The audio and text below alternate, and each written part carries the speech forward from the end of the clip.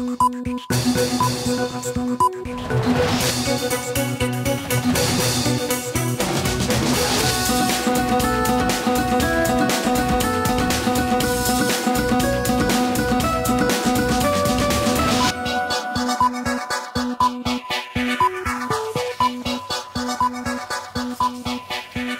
দুপুরের মাছরাঙা সংবাদে আপনাদের সঙ্গে আছে আমি সাবরিনা হাসনাত। শুরুতে গার্ডিয়ান লাইফ ইন্স্যুরেন্স সংবাদ শিরোনাম।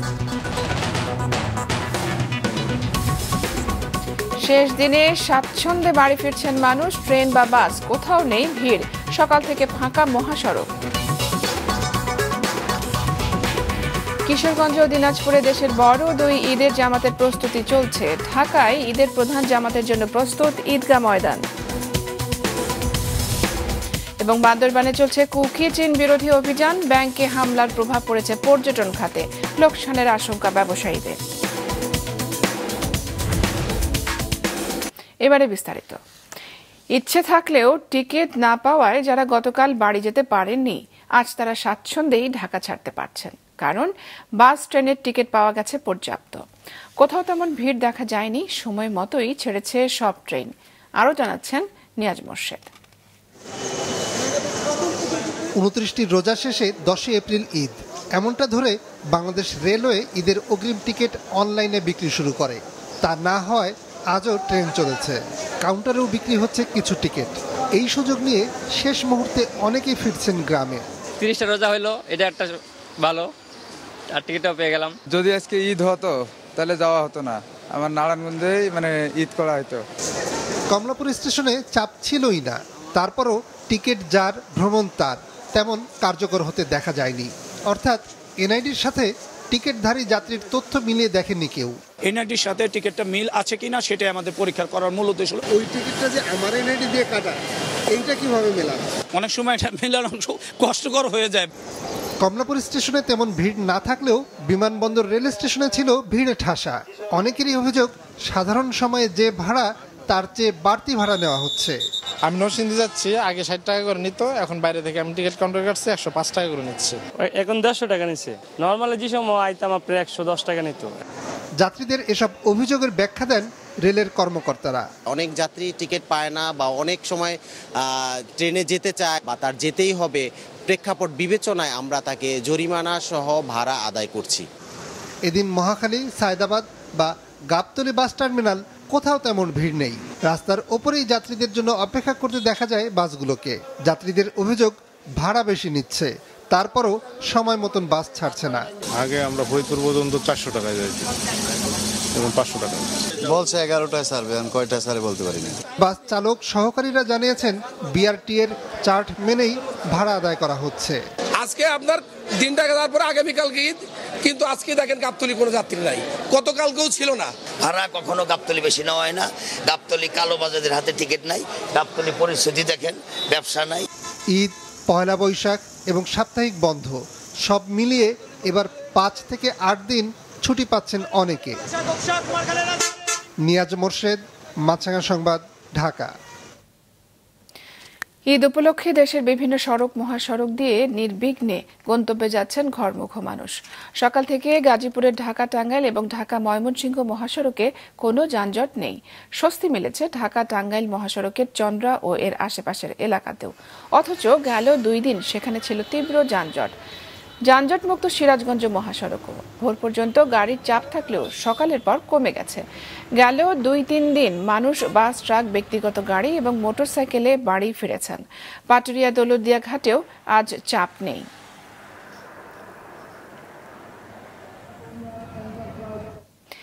ঈদে যানবাহনের চাপে পদ্মা সেতু দিয়ে গতকাল একদিনে টোল আদায়ের নতুন রেকর্ড তৈরি হয়েছে, জানিয়েছে পদ্মা সেতু কর্তৃপক্ষ।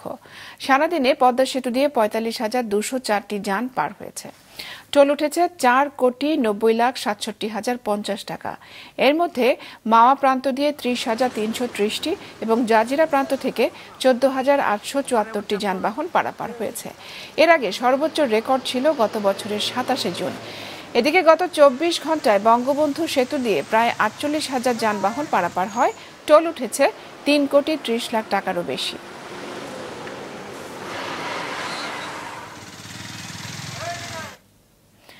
কিশোরগঞ্জের শোলাকিয়া এবং দিনাজপুরের গোড়ে শহীদ ঈদগাহ ময়দানেও চলছে দেশের দুটি বৃহৎ ঈদ জামাতের প্রস্তুতি।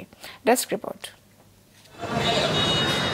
প্রতি বছরের মতো এবারও দেশের অন্যতম বড় ঈদ জামাত অনুষ্ঠিত হবে কিশোরগঞ্জের শোলাকিয়ায়। এটি হবে ঈদ উল ফিতরের 197তম জামাত। সেখানে নারীদের জন্য নামাজের ব্যবস্থা থাকছে। এখানে সুন্দর একটা মনোরম পরিবেশে নামাজ পড়তে আমার অনেক ভালো লাগে। এই মাঠে নামাজ পড়লে মানুষের মনে একটা তৃপ্তি আসে, আমাদের মনে একটা তৃপ্তি আসে, একটা শান্তি আসে। দূরের মুসল্লিদের যাতায়াতের জন্য ময়মনসিংহ ও ভৈরব থেকে দুটি বিশেষ ট্রেনের ব্যবস্থা করেছে রেল কর্তৃপক্ষ। আমাদের সার্বিক প্রস্তুতি ভালো আছে। এইবার যদি আকাশ পরিচ্ছন্ন থাকে, বৃষ্টি বাদলা না হয়, তা আমরা মনে করি বরাবরের মতোই আমরা সর্ববৃহৎ একটা জামাত ইনশাআল্লাহ এখানে নামাজ আদায় করব। সেখানে নিরাপত্তার জন্য প্রবেশপথ ও বিভিন্ন পয়েন্টে বসানো হয়েছে সিসি ক্যামেরা ও ওয়াচ টাওয়ার। আমাদের মূল উদ্দেশ্য মুসল্লিদেরকে নিরাপদে এখানে নিয়ে আসা, ধর্মপ্রাণ মুসল্লিগণ নামাজ আদায় করবেন এবং নিরাপদে তার বাড়িতে পৌঁছে দেওয়া। এদিকে সংস্কার কাজ চলছে 22 একর আয়তনের দিনাজপুরের গোড়ে শহীদ ঈদগাহ ময়দানে। সেখানে এবার 6 লাখ মুসল্লির অংশগ্রহণ আশা করছেন আয়োজকরা। কয়েক স্তরের নিরাপত্তা বলয়ের মধ্য দিয়ে শান্তিপূর্ণ সুষ্ঠু পরিবেশে মুসল্লিরা ঈদের জামাত যাতে আদায় করতে পারে সেই ব্যাপারে আমরা প্রস্তুতি নিয়েছি। সুষ্ঠুভাবে নামাজ আদায় ও মুসল্লিদের নিরাপত্তায় নেওয়া হয়েছে যাবতীয় প্রস্তুতি। তল্লাশি বিশেষজ্ঞ বা এক্সপার্ট যারা থাকবেন ওনারা তল্লাশি করবেন যাতে কেউ বিপজ্জনক কোনো কিছু নিয়ে কোনোভাবে লুকিয়ে মাঠে প্রবেশ করতে না পারে। দিনাজপুরে ঈদের জামাত হবে সকাল 9টায়, অন্যদিকে শোলাকিয়া মাঠে জামাত হবে সকাল 10টায়। এদিকে চট্টগ্রামে ঈদের প্রধান জামাত হবে জমিয়াতুল ফালা মসজিদে। এছাড়া শহরের প্রতিটি ওয়ার্ডে একটি করে ঈদের জামাতের আয়োজন করেছে city corporation. Khulna circuit house ময়দানে সকাল 8টায় অনুষ্ঠিত হবে ঈদের প্রধান জামাত। ঢাকায় জাতীয় ঈদগাহ ময়দানে সকাল 8:30টায় হবে প্রধান জামাত। এছাড়া বাইতুল মোকাররম মসজিদে সকাল 7টা থেকে 1 ঘন্টা পর পর 5টি জামাত হবে। হাসান মেহেদি, মাছরাঙা নিউজ ডেস্ক। মধ্যপ্রাচ্যে ও পশ্চিমা বিশ্ব এবং এশিয়ার বেশিরভাগ দেশে আজ পবিত্র ঈদ উল ফিতর পালিত হচ্ছে। তবে কেরালা এবং জম্মু কাশ্মীর ছাড়া গোটা ভারতে কাল ঈদ। Desk report. ইসরায়েলি হামলার ঝুঁকি নিয়েই শুরু হলো ঈদ জামাত।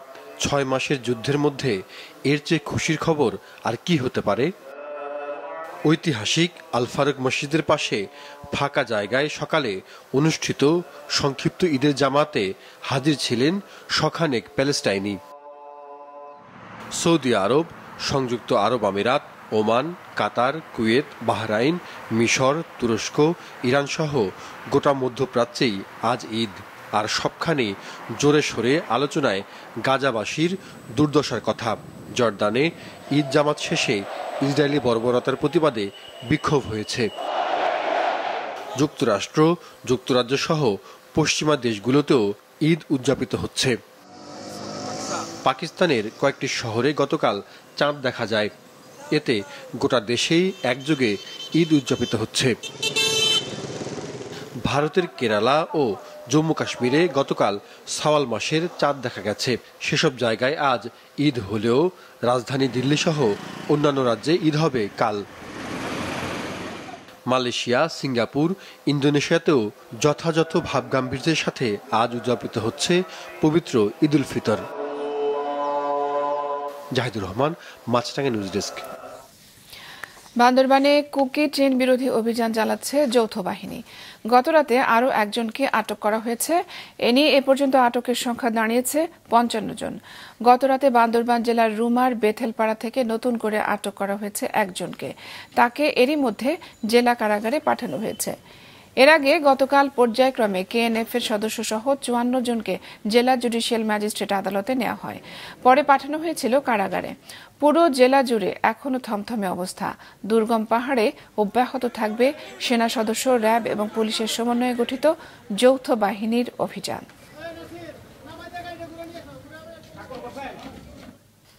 সশস্ত্র সংগঠন কেএনএফ সন্ত্রাসীদের ব্যাংকে হামলার পর থেকে আতঙ্ক ছড়িয়েছে পুরো বান্দরবান জুড়ে। এর প্রভাব পড়েছে জেলার পর্যটন খাতে। প্রতিনিধি কৌশিক দাসের পাঠানো তথ্য ও ছবি নিয়ে ডেস্ক রিপোর্ট। বন পাহাড়ের আলো ছায়া, ঝর্ণার ছুটে চলা আর স্বচ্ছ নীল আকাশে মেঘের অপরূপ সৌন্দর্য বরাবরই পর্যটকদের টেনে নিয়ে যায় বান্দরবানে। কিন্তু এবার ঈদের ঠিক আগে কেএনএফ সন্ত্রাসীদের রুমা ও থানচিতে হামলা ও লুটের ঘটনায় পুরো জেলায় আতঙ্ক ছড়িয়ে পড়েছে। ঈদ, পহেলা বৈশাখ আর ক্ষুদ্র নৃগোষ্ঠীর সাংগ্রাই উৎসবেও ভিড় নেই পর্যটকদের। ফাঁকা পড়ে আছে হোটেল মোটেল। পুরো 1 মাস যাবত আমাদের হোটেলকে আমরা প্রিপেয়ার করেছিলাম, সুন্দর করে সাজাইছিলাম, যাতে পর্যটকরা আসবে তাদেরকে আমরা সুন্দরভাবে অভ্যর্থনা দিতে পারবো এবং সেবা দিতে পারবো। 2 তারিখের যে ঘটনা, তারপর থেকে আমাদের বুকিং ক্যান্সেল হওয়া শুরু হয়েছে এবং নতুন কোনো বুকিং হচ্ছে না। করোনা মহামারীর পর থেকে একের পর এক আঘাত এসেছে বান্দরবানের পর্যটন ব্যবসায়। ভ্রমণ নিষেধাজ্ঞা ও প্রাকৃতিক দুর্যোগের কারণে আর্থিকভাবে বিপর্যস্ত হয়ে পড়েন পর্যটন সংশ্লিষ্ট ব্যবসায়ীরা।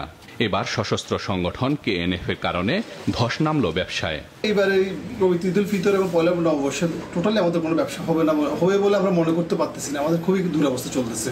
প্রত্যেকটা হোটেল মোটেল ডিস্ট্রিক্টে আমরা দিক নির্দেশনা দিয়েছি যাতে পর্যটকদেরকে সর্বোচ্চ সেবা প্রদান করার জন্য।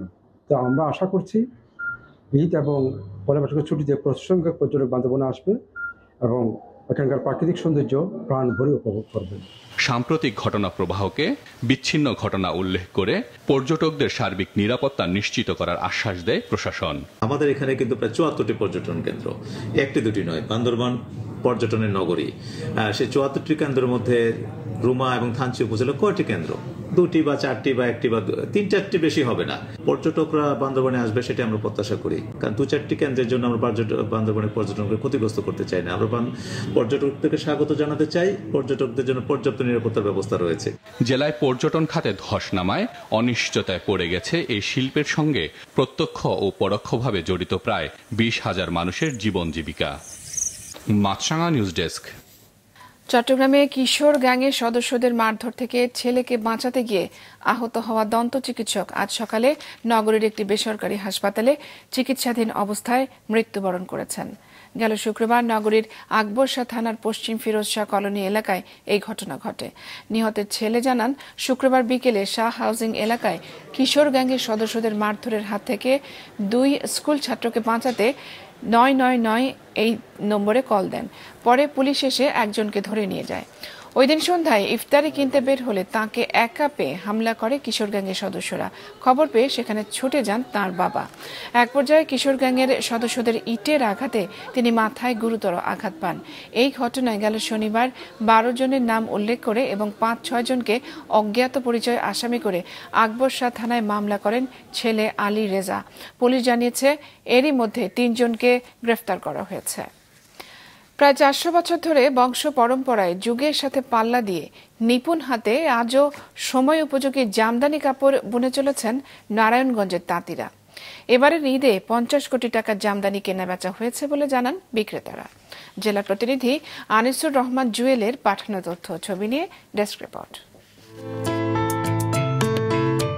কার্পাস তুলার সুতা দিয়ে মসলিন কাপড়ের উপর নকশা করে তৈরি হয় জামদানি, আর এ কারণে একে বলা হয় প্রাচীনকালের মিহি মসলিন কাপড়ের উত্তরাধিকার। ঢাকা ও এর আশেপাশের অঞ্চলে প্রথাগত তাঁতে দৃষ্টিনন্দন নকশায় তৈরি হয়ে আসছে জামদানি। নারায়ণগঞ্জের রূপগঞ্জের নোয়াপাড়া গ্রামে 4 শতাধিক তাঁতখানা নিয়ে গড়ে উঠেছে বিসিক জামদানি পল্লী, যেখানে কারিগর রয়েছেন 1,500-এর উপর। 400 বছর ধরে বংশ পরম্পরায় তারা তৈরি করছেন শাড়ির পাশাপাশি মেয়েদের 3 পিস, 2 পিস, ওড়না, ছেলেদের পাঞ্জাবি, ফতুয়া ও কোটি। এবারও ঈদ উপলক্ষে পুরো রমজান জুড়েই তুমুল ব্যস্ততা ছিল তাঁত শিল্পীদের। বংশগতভাবে যে ব্যবসাটা জড়িত আছে হাতের কাজের উপর নির্ভর করে, ওই হিসাবে এই জিনিসের সাথে আমরা ইনভলভ হই। এই জামদানিটা কমসে কম ইচ্ছিজনে কমসে কম 50 কোটি টাকার উপরে সেল হবে। জামদানিকে কেন্দ্র করে রূপগঞ্জের পল্লীতে প্রতি শুক্রবার ভোর 5টা থেকে সকাল 7টা পর্যন্ত বসে জামদানি কাপড়ের পাইকারি হাট। এখানে যে প্রাইস বা কাপড়ের কোয়ালিটি, এতে আমি সন্তুষ্ট।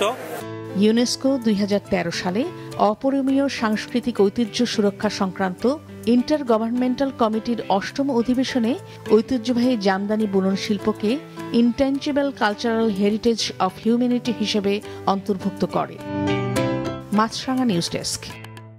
রাজশাহীতে 5 টাকায় ইফতার সামগ্রীর পাশাপাশি ঈদের কেনাকাটার সুযোগ করে দিয়েছেন একদল নারী উদ্যোক্তা। 300 জন সুবিধা বঞ্চিত মানুষ কম টাকায় ঈদের জামা এবং খাবার সামগ্রী কিনতে পেরে খুশি। গোলাম রাব্বানির রিপোর্ট।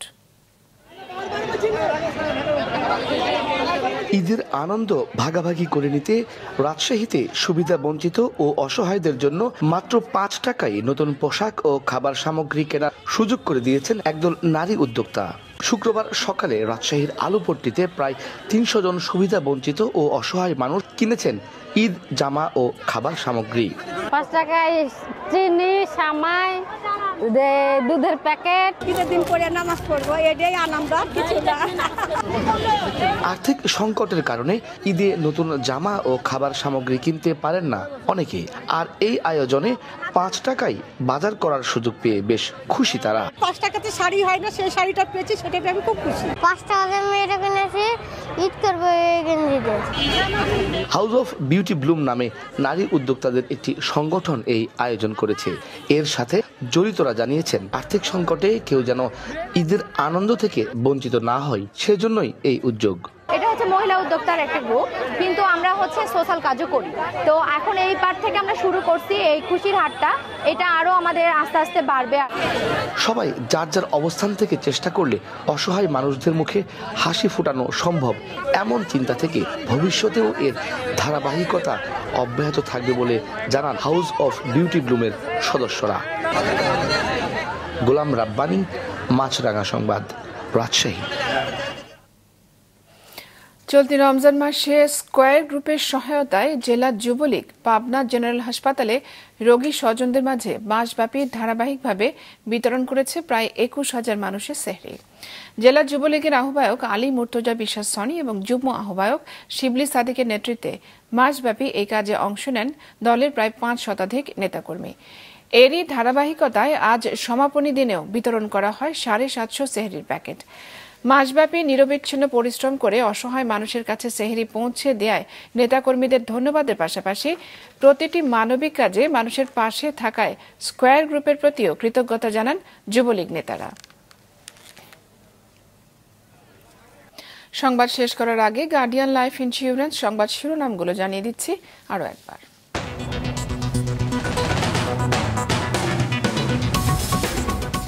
শেষ দিনে স্বাচ্ছন্দ্যে বাড়ি ফিরছেন মানুষ, ট্রেন বা বাস কোথাও নেই ভিড়, সকাল থেকে ফাঁকা মহাসড়ক। কিশোরগঞ্জ ও দিনাজপুরে দেশের বড় 2 ঈদের জামাতের প্রস্তুতি চলছে। ঢাকায় ঈদের প্রধান জামাতের জন্য প্রস্তুত ঈদগাহ ময়দান। এবং বান্দরবানে চলছে কুকি চেইন বিরোধী অভিযান। ব্যাংকে হামলার প্রভাব পড়েছে পর্যটন খাতে, লোকসানের আশঙ্কা ব্যবসায়ীদের।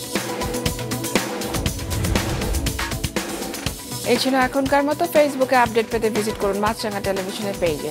ইউটিউব চ্যানেলেও দেখতে পারেন আমাদের সংবাদ, প্রতিবেদন এবং অনুষ্ঠান। আমাদের পরবর্তী সংবাদ সন্ধ্যা 6:30টায় দেখার আমন্ত্রণ রইল।